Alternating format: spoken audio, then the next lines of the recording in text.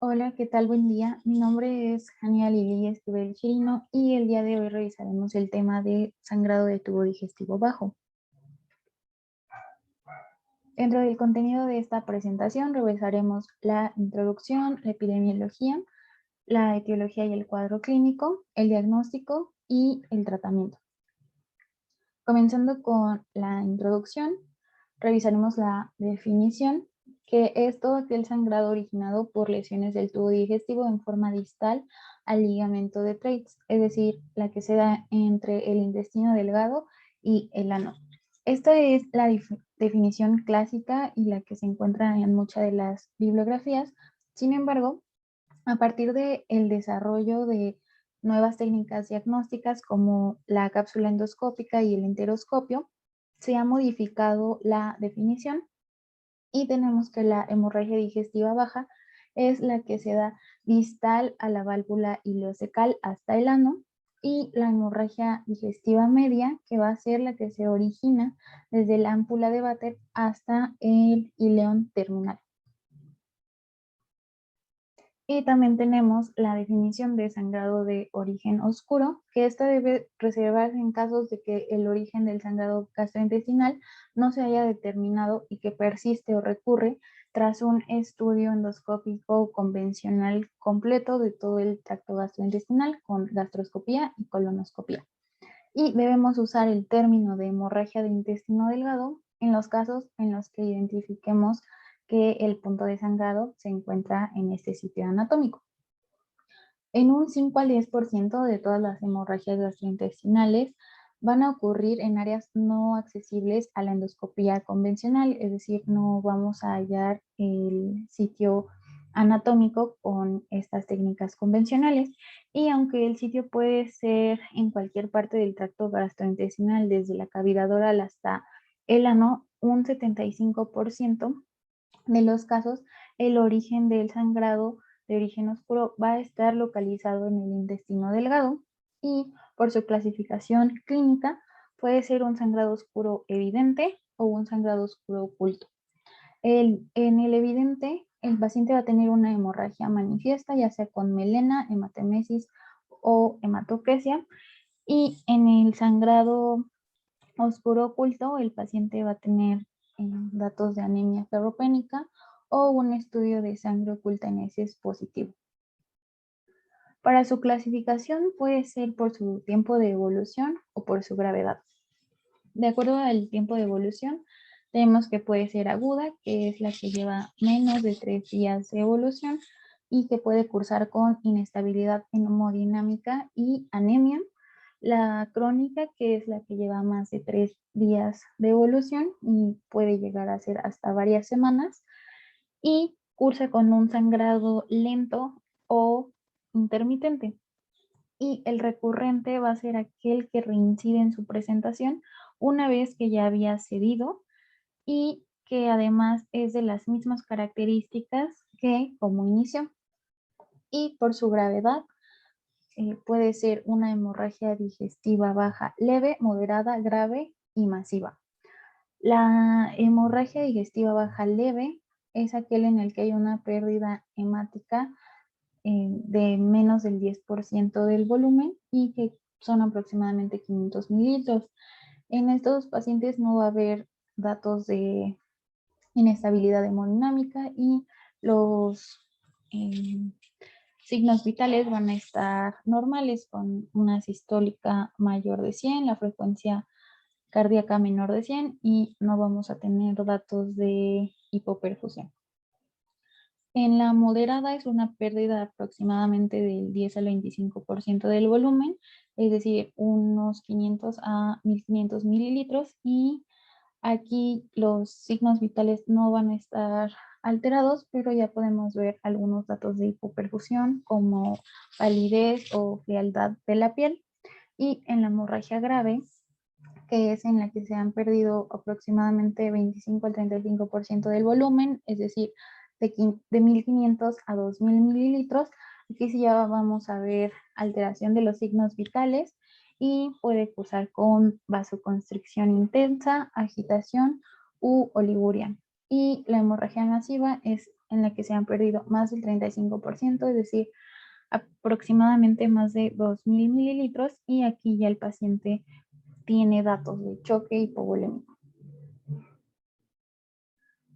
Hablando de la epidemiología, la hemorragia digestiva baja va a ser un 20 a 30% de las hemorragias digestivas, es decir, es menos frecuente que la hemorragia digestiva alta.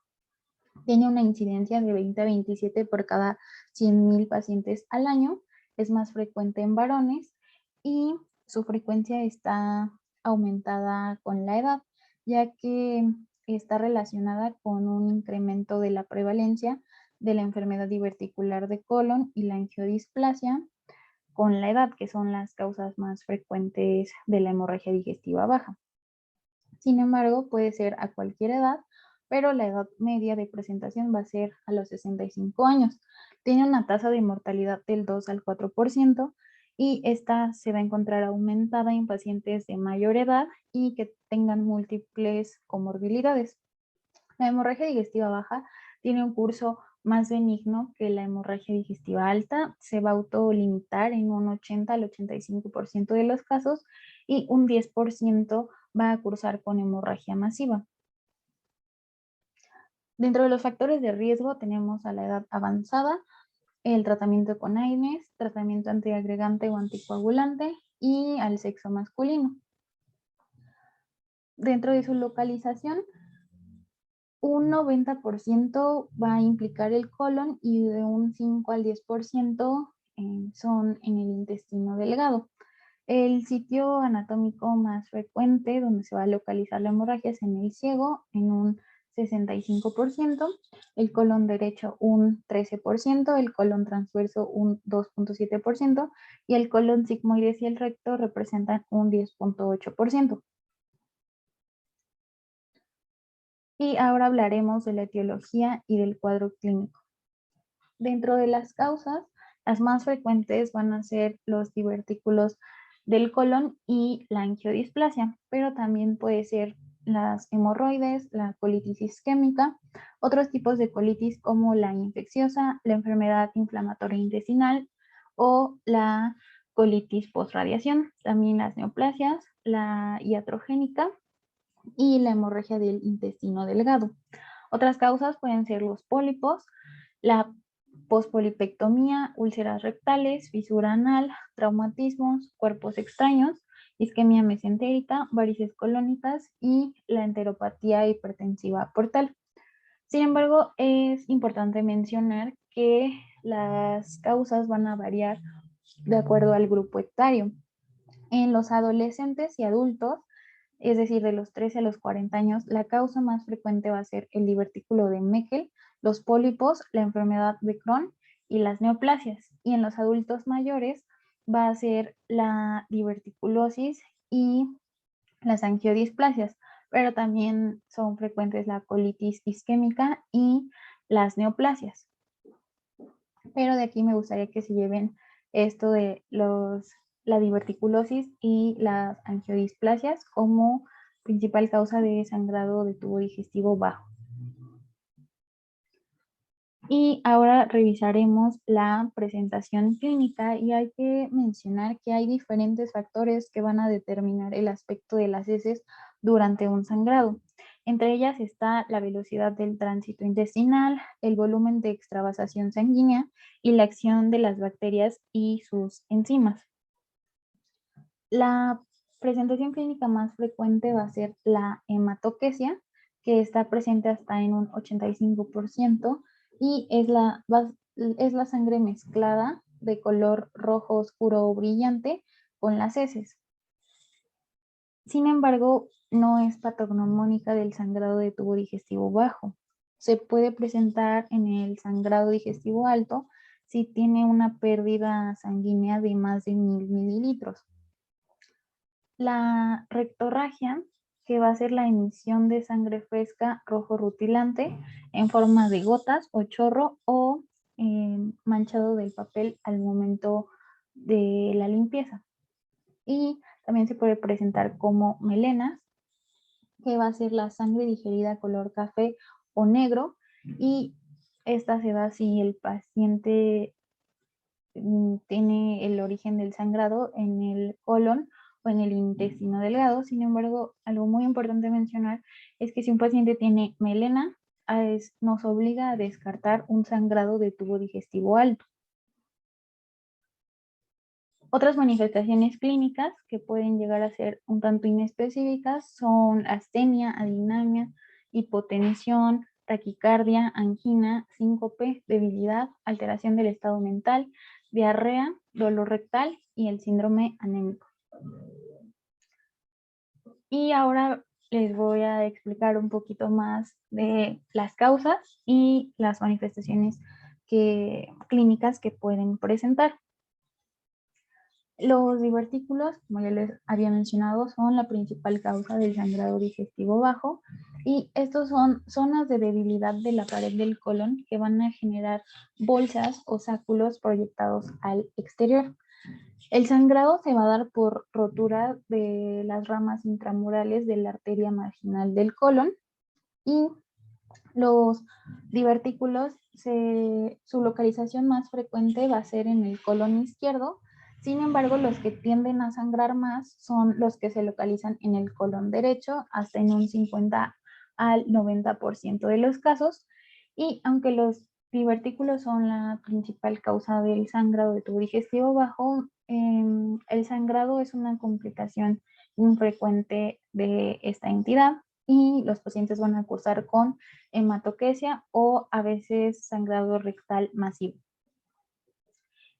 Y hablando de las angiodisplasias, estas representan de un 4 al 15% de los casos, y estas se van a dar por cambios degenerativos en la vasculatura submucosa, y están asociadas a edad avanzada, a insuficiencia renal, a estenosis aórtica y a enfermedad de von Willebrand. Y su localización más frecuente es en el ciego y el colon ascendente, pero pueden estar en cualquier parte del tubo digestivo. Los pacientes usualmente cursan con una hemorragia oculta, con melena o hematoquesia indolora, y en la mayoría de los casos se va a autolimitar. Endoscópicamente se van a presentar como áreas de vasos dilatados con un patrón en disposición radial, y tienen un tamaño variable que puede ir desde 0.1 hasta 1 centímetro. Y estos pueden ser únicos o múltiples, y cuando son múltiples, el sangrado tiende a recidivar. Hablando de la colitis, puede ser infecciosa, inflamatoria o isquémica. Dentro de la infecciosa, la causa más frecuente es por salmonela, pero también tenemos a Campylobacter, Shigella, amibiasis o tuberculosis. Dentro de la inflamatoria está la enfermedad de Crohn y la colitis ulcerativa. Y dentro de la isquémica, esta se va a dar por la disminución del flujo sanguíneo al intestino, por hipoperfusión, vasoespasmo o por oclusión de la vasculatura mesentérica. Es más frecuente en ancianos por aumento de los factores de riesgo, como lo son la hipotensión, la aterosclerosis, la insuficiencia cardíaca y las arritmias.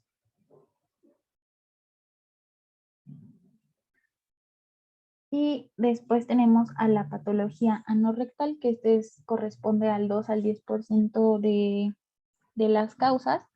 Y recordemos que las hemorroides son plexos vasculares arteriovenosos que se encuentran en todo el canal anal, que se pueden clasificar en hemorroides internas o externas por su localización. Ya sea las internas van a estar por arriba de la línea dentada, y las externas van a estar por debajo de la línea dentada.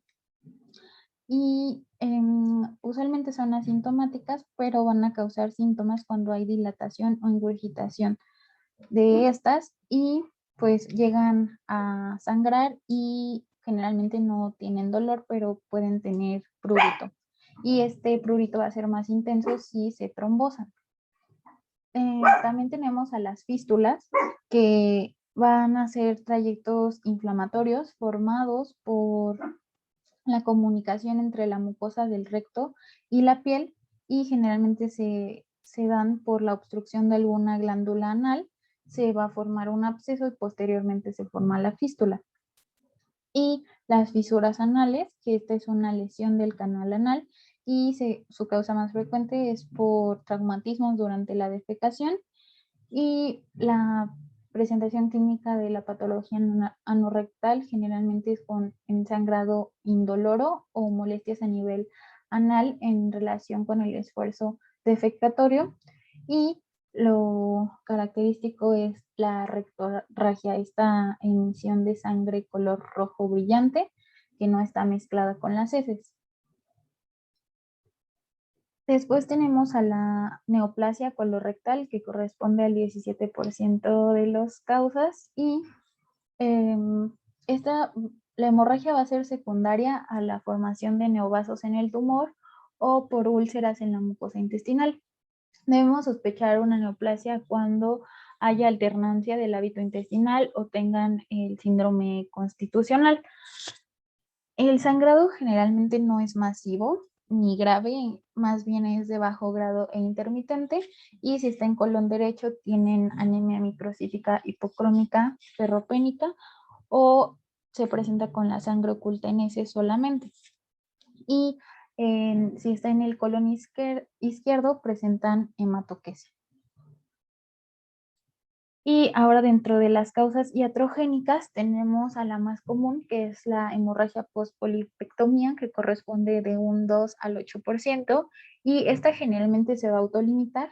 ¿Y de qué depende que puedan tener hemorragia digestiva baja? Pues de la preparación que se haya tenido del colon y del tamaño de los pólipos. Tienden a sangrar más los que son más de 1 centímetro, y también por su localización. Es más frecuente que lleguen a sangrar si están en el colon derecho. Y pues también es importante mencionar que podemos diferenciarlo de acuerdo en qué momento se presentó el sangrado. Nos estaría indicando la causa. Si se da en la primera semana, usualmente es por alguna arteria subyacente del pólipo o una inadecuada coagulación del tallo del pólipo. Y si se da a partir de la tercera semana, generalmente es por un desprendimiento de la escara coagulada. También otra de las causas iatrogénicas es por radiación, o también llamada proctitis rádica, que esta típicamente se da en pacientes que recibieron radioterapia como tratamiento de cáncer de próstata. La radioterapia va a producir inflamación, isquemia de la mucosa, y esto va a llevar a que se produzcan úlceras y ectasias vasculares y neovascularización. Los pacientes generalmente van a tener rectorragia y tenesmo y urgencia defecatoria. Y por último, el divertículo de Meckel, que este va a ser un padecimiento congénito que se da cuando la unión entre el intestino y el cordón umbilical no cierra completamente durante la evolución fetal. Su localización más frecuente es en el intestino delgado y tiende a ser asintomático, y usualmente es un hallazgo en la autopsia. Sin embargo, pues si se llega a tener manifestaciones clínicas, es más frecuente que sean cuando son niños. El sangrado es más frecuente en niños menores de 2 años, y el cuadro clínico puede ser variable, desde dolor abdominal, náusea, vómitos, y puede causar con complicaciones como obstrucción, perforación y hemorragia, y a menudo se tiende a confundir el cuadro clínico con una apendicitis. Hablando del diagnóstico, primero debemos realizar una adecuada anamnesis. Preguntaremos la forma de presentación, cómo inició y el tiempo de evolución, el color de la sangre, y también debemos interrogar las características de la hemorragia para poder diferenciar si es una hematoquesia, rectorragia o melenas. Es importante interrogar la edad, pues porque nos orienta igual para poder determinar la etiología o irnos orientando a cuál es la posible etiología. Preguntar por coagulopatías, si utilizan AINES, antiagregantes o anticoagulantes, si ya ha tenido episodios previos de hemorragia o si tuvo radioterapia pélvica, endoscopía o polipectomía, porque pues esto igual, como les había mencionado, es causa de sangrado. También es importante interrogar si ha tomado algunos fármacos porque pueden cambiar el color de las heces. Por ejemplo, el hierro o el bismuto pueden simular melena y la ingestión de betabel puede simular hematoquesia. También debemos interrogar la pérdida de peso o cambios en los hábitos alimenticios porque esto nos podría orientar si la causa pudiera ser una neoplasia. Dentro de la exploración física es muy importante evaluar el estado hemodinámico del paciente.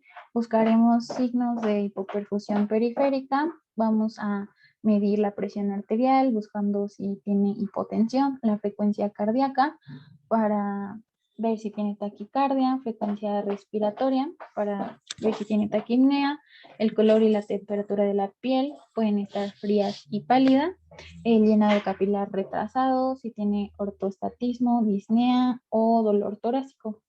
Cuando la pérdida es menor de 200 mililitros, generalmente no va a haber ningún efecto sobre la tensión arterial o sobre la frecuencia cardíaca, pero cuando la pérdida ya es mayor de 800 mililitros, disminuye la presión arterial 10 mililitros de mercurio y aumenta la frecuencia cardíaca 10 latidos por minuto. Y una pérdida mayor de 1500 mililitros puede ocasionar ya un choque hemorrágico. También debemos valorar el abdomen buscando masas abdominales, descartar ascitis, determinar en qué zona tiene dolor, el tamaño del hígado y es muy importante realizar el tacto rectal y una exploración anal. Con el tacto rectal es para detectar la sangre macroscópica, también nos puede orientar igual a ver si tiene hemorroides, fisura o una fístula anal y pues también podemos determinar si tiene alguna tumoración. Y algo importante también es que debemos colocar una sonda nasogástrica en pacientes que cursen con hemorragia grave y estemos sospechando que puede ser una hemorragia digestiva alta. Si nosotros en el aspirado vemos que es hemático o tiene pozos de café, nos va a indicar una hemorragia digestiva alta y si el aspirado es bilioso, pues es posible que sea una hemorragia digestiva baja. Y es importante hacer este diagnóstico diferencial con la hemorragia digestiva alta, ya que un 10 al 14% de las hemorragias que inicialmente fueron consideradas bajas su fuente definitiva fue alta.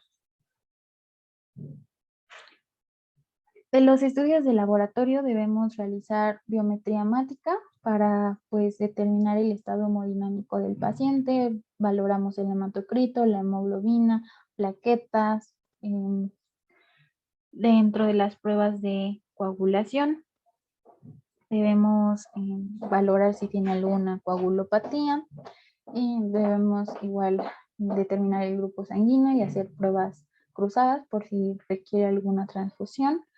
En la química sanguínea, lo más importante o algo que nos orienta mucho es la relación Boone-creatinina, ya que en el sangrado de tubo digestivo alto es mayor de 20 y en el sangrado de tubo digestivo bajo es menor de 20 esta relación Boone-creatinina, entonces nos puede igual orientar a el origen del sangrado. Luego también debemos determinar los electrolitos y la glucosa y las pruebas de función hepática para ver si tiene alguna hepatopatía, que esto puede igual agravar el curso de la enfermedad. Y también debemos estratificar el riesgo. Algo importante a destacar es que los factores pronósticos no han sido claramente establecidos, no tenemos un consenso pues sí bien establecido, pero se han determinado ciertos factores predictores de hemorragia grave. en los cuales se encuentra una frecuencia cardíaca mayor de 100, una tensión arterial sistólica menor de 115 latidos por minuto, síncope, abdomen normal, rectorragia en las primeras 4 horas de evaluación, uso de aspirina o que tenga más de 2 comorbilidades. Cuando tiene más de 3 factores, la probabilidad de que tenga hemorragia grave es un 84%, y si tiene de 1 a 3 factores, la probabilidad de hemorragia grave es del 43%, y si no tiene ningún factor, pues la probabilidad de hemorragia grave es del 9%. Y esto es importante mencionar el estratificar el riesgo, porque recordemos que un 80 al 85% de los casos se autolimita. Entonces, a veces es difícil poder determinar qué paciente sí va a tener una hemorragia grave o cuál lo podemos mandar a su casa y probablemente no tenga pues esta hemorragia grave. Entonces, pues esto nos puede orientar, además de la clínica y los estudios de laboratorio adicionales. Y aquí les puse un algoritmo que nos orienta a saber qué es lo que debemos hacer de acuerdo a la presentación clínica para poder realizar el diagnóstico. Cuando la hemorragia digestiva es baja y es crónica o intermitente, el estudio se puede hacer de forma ambulatoria, es decir, no necesitamos ingresar al paciente u hospitalizarlo, y se realiza con una colonoscopia de rutina. Pero cuando la hemorragia digestiva es aguda, lo primero que debemos hacer antes que cualquier estudio diagnóstico es estabilizar al paciente hemodinámicamente y descartar que tenga alguna hemorragia digestiva alta, porque pues tanto por orden de frecuencia es mucho más frecuente la hemorragia digestiva alta, entonces es importante descartarla. Si el paciente está hemodinámicamente estable, se debe hacer una colonoscopia urgente en las primeras 12 a 24 horas. Si con esta colonoscopia no se encontró el origen, debemos explorar el intestino delgado, y cuando el paciente está hemodinámicamente inestable, se debe realizar una angiografía.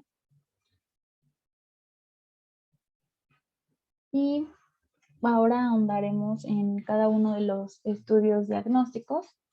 Primero tenemos a la colonoscopia, que este va a ser el procedimiento diagnóstico inicial de elección en la hemorragia digestiva baja en pacientes que están hemodinámicamente estables. Dentro de sus ventajas está que permite la visión directa y además permite la toma de biopsias, y también una gran ventaja es que es terapéutica en algunos casos. Se recomienda hacer una colonoscopia temprana, es decir, en las primeras 24 horas, porque cuando se realiza en este tiempo tiene un mejor rendimiento diagnóstico. Sin embargo, se ha visto que esto no disminuye la mortalidad, tampoco disminuye la necesidad de alguna transfusión ni la necesidad de cirugía, pero pues la ventaja es que sí nos mejora mucho el rendimiento diagnóstico. Para realizar una colonoscopia se debe hacer una preparación del colon con polietilenglicol, que se administran de 3 a 6 litros de esta sustancia, ya sea oral o por sonda nasogástrica en caso de que no se tolere la vía oral. Y esto es para evitar un riesgo de perforación y pues tener una adecuada visualización del colon. Y pues esta polietilenglicol se va a administrar hasta que las evacuaciones sean claras y salgan sin restos hemáticos y o fecales. Y también se puede considerar administrar un menor volumen si las evacuaciones ya están saliendo claras y sin estos restos hemáticos o fecales. Sin embargo, una desventaja también es que esta preparación del colon aumenta el riesgo de vómito, de neumonía por aspiración y de sobrecarga de volumen. Pero pues tiene un buen rendimiento diagnóstico. Otro estudio que tenemos es la angiografía. Este tiene una sensibilidad del 30 al 50% y una especificidad muy buena que es cercana del 100%. Detecta detecta la velocidad, perdón, detecta el sangrado cuando este tiene una velocidad mayor de 0.5 mililitros minuto, y una de las desventajas de este es que requiere un sangrado activo. La angiografía se va a realizar cuando no se puede realizar la colonoscopia, ya sea porque el paciente tiene inestabilidad hemodinámica o cuando hay la existencia de abundante contenido hemático, o también cuando falló la colonoscopia. También otra de las ventajas de la angiografía es que es terapéutica, ya que permite tratar las lesiones mediante embolización y es el gold estándar para el diagnóstico de angiodisplasia. Una de las desventajas también es que no en todos los hospitales hay la disponibilidad de radiólogos intervencionistas, y también pues no es del todo segura si se pueden presentar complicaciones hasta en un 9% de los casos, y los pacientes pueden tener isquemia intestinal, estenosis del colon y perforación. Entonces, por eso es que no se realiza de primera elección, solo en caso de lo que ya les había mencionado. Y después también otro método diagnóstico es la angiotomografía, que esta tiene una sensibilidad mayor que la angiografía y una especificidad del 95%. De sus ventajas es que es un método no invasivo, que está fácilmente disponible y también pues no necesita preparación del colon y permite un diagnóstico más rápido. Se va a utilizar cuando no se localiza la fuente de sangrado por endoscopía y también requiere un sangrado activo. Otra de las desventajas pues es que no es terapéutica. Y tenemos también al gamagrama con tecnecio 99 o eritrocitos marcados, que este va a detectar la hemorragia cuando el sangrado tenga una velocidad de más de 0.1 mililitros minuto y es más sensible que la angiografía, y este va a localizar el área del abdomen desangrado, pero no nos va a decir el sitio específico donde se localiza el sangrado. Entonces, esto se da porque la sangre se mueve con el movimiento del intestino, y la utilidad que tiene este gamagrama es cuando fallaron todos los otros métodos diagnósticos o en pacientes jóvenes que se sospeche divertículo de Meckel. Las limitaciones que tiene es que igual requiere un sangrado activo y que es algo tardado, ya que necesita múltiples radiografías. Y también tenemos a la videocápsula, que este es de utilidad para el sangrado de intestino delgado. También tiene utilidad cuando la hemorragia es de origen oscuro y los otros métodos endoscópicos fueron negativos. De las ventajas que tiene es que es poco invasivo y permite visualizar completamente el intestino delgado. Se le va a pedir al paciente que traiga la cápsula y 8 horas después se pueden evaluar las imágenes capturadas por la cámara.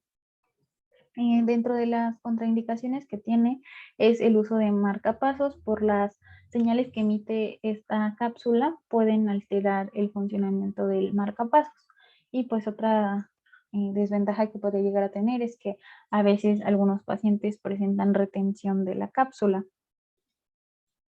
Y otro método diagnóstico que se tiene es la enteroscopía, que puede ser de empuje o de doble balón, que esta igual es otra opción para la hemorragia de origen oscuro. Sin embargo, este va a ser inferior a la videocápsula, pero una de las ventajas es que pues tiene capacidad terapéutica.